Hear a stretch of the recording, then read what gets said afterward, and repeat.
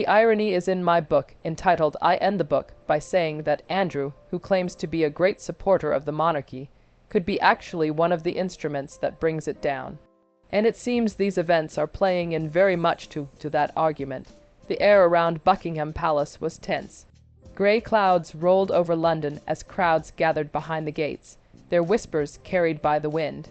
For days, the country had focused on one question that no one inside the palace wanted to answer. When the DNA results were confirmed, everything changed. The truth was no longer just a rumor, but a revelation that shook the royal household. Reporters crowded the courtyard, cameras flashing as silence fell before the announcement. Inside the palace, the royal family prepared for the moment they could no longer avoid. The palace was about to release a statement that would change everything. The whisper that wouldn't die. Something unusual is happening. A new name has emerged in Buckingham, bringing a story that's hard to believe, but too important to ignore. This heir is not linked to scandals or gossip. They are part of a legitimate lineage. At first, many dismissed the rumor, thinking it was just another story among palace insiders. They are used to chattering about potential scandals and secret documents, but this rumor feels different. It comes from trusted voices, not tabloid lies. Then came an envelope delivered without any fuss on a rainy Tuesday. It had no author, just a label that said Office Eyes. Inside was a photo of a young person with distinctive features and a note that read, "You know my face. I share your genes." This shook things up. The information quickly spread among important people who knew it needed attention. Hours passed quietly as discussions took place in private. One prominent figure suggested ignoring it, but others felt it was too significant to dismiss. As days passed, interest grew. Investigators confirmed it was genuine with no signs of a hoax. Each confirmation raised more questions. Who is this new potential heir? Could it be someone tied to York? Media outlets began reporting on the situation, hinting at something special brewing inside Buckingham. Every news source was trying to uncover the truth, aware there could be serious consequences. Prince Andrew dismissed the rumors as trivial while discussing them with a friend, but others sensed that something serious might be going on, even if it seemed quiet on the surface. Now, the story has become a major topic globally. People are eager to know what the palace might be hiding. As the situation develops, the truth could potentially shake the monarchy to its core. The letter arrives. The message that disrupted the royal status quo. Morning in Buckingham Palace starts like any other. Staff creeping, couriers carrying essential documents, guards standing watch under the cloudy London skies. But hidden among the routine is one damp piece of paper that could change everything. The note arrives unnoticed, slipping into the private office without recognition. It lacks an apparent sender name or context. However, its arrival makes the office staff uneasy. The writer unknown, the subject mysterious, the message more disturbing than expected. When the note reaches the secretary, it seems stained with something unpleasant, and the writing is close to unreadable, resembling an unwanted accessory. The seal breaks slowly, revealing 3 tightly wrapped pieces. The first is a faded photograph of Andrew dressed in navy, posing with a cheerful person that no one acknowledges. The background shows the sun setting over a ship, making the happy moment appear more troubling. The second item is a delicate thread wrapped in a light pouch, like a charm from a locket, empty and significant. The last piece is a folded note with 4 chilling words. You know the truth. There is no signature, no elaboration, just a stark reminder of a truth that could hurt. The secretary takes the sharp message seriously, and they both look at the photo thoughtfully before putting it away carefully, labeling it as sensitive information for the royal family. As noon approaches, there's a hum of conversation in the West Wing. The area is tightly secured with everything in place. Important officials are discussing possibilities. Is this blackmail, a fake scheme, a political trick? However, the genuine concern no one wants to address is the potential fallout. The communication lines buzz with urgency, and authorities are on alert, paying close attention to every detail. The Queen is linked to the unfolding drama, and whispers lead to rumors about her beloved Yorkshire roots. Silence hangs in the air.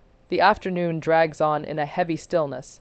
Investigators look for clues, but find nothing. The note remains elusive, untraceable, and full of regret. Outside, the cameras flash, guards patrol, and the streets bustle. Yet inside Buckingham, the atmosphere is tense. A straightforward note has disrupted everything, hinting at cracks in the royal foundation. A quiet storm is brewing, threatening to shake the monarchy, the forgotten love.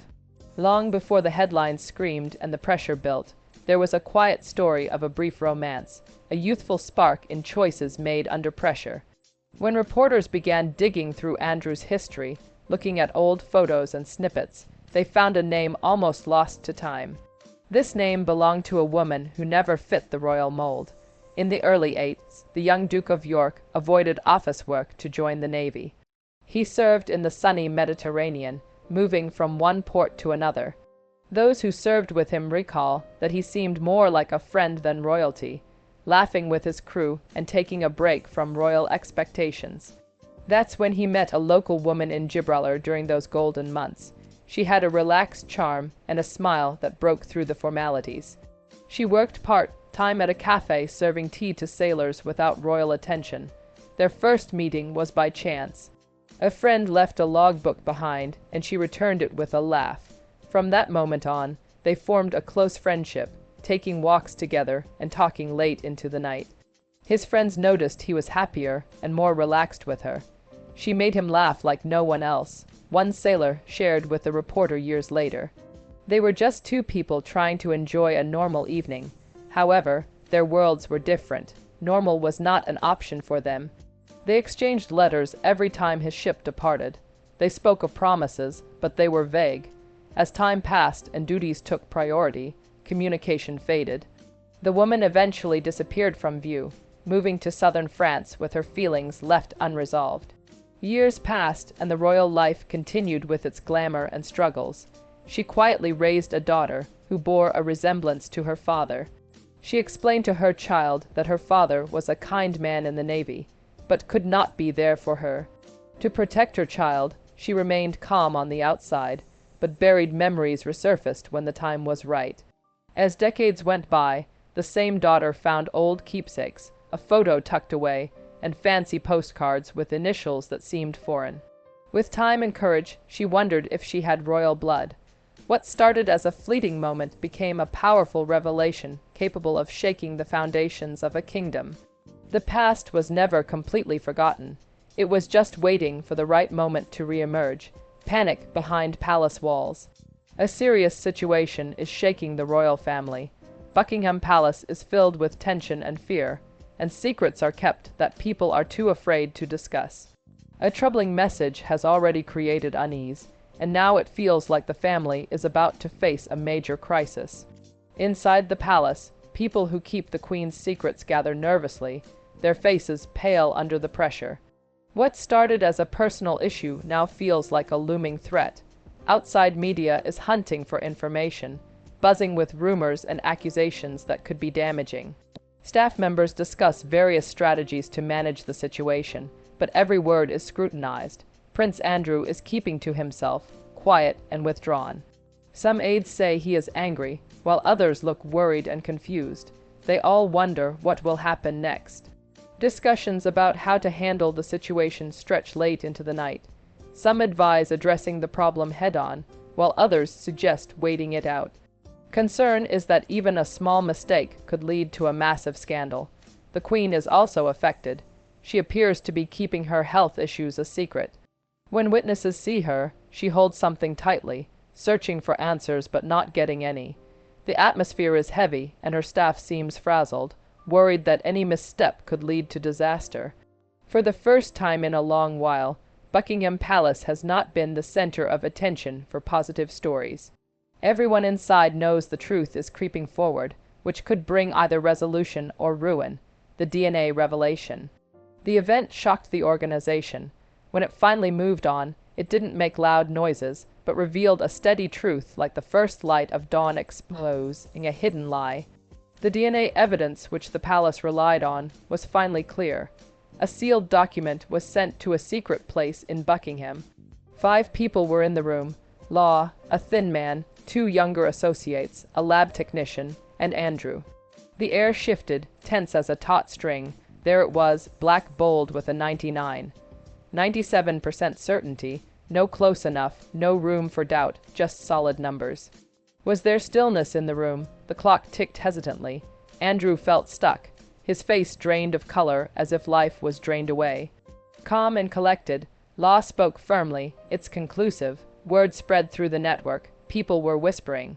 The staff crept, sharing theories instead of talking openly. Those who knew the truth kept quiet, but bits of information seeped out. The news, the palace is investigating personal matters. The morning headlines hinted at a royal roots rumble. Outside, chaos reigned as cameras clicked and reporters shouted.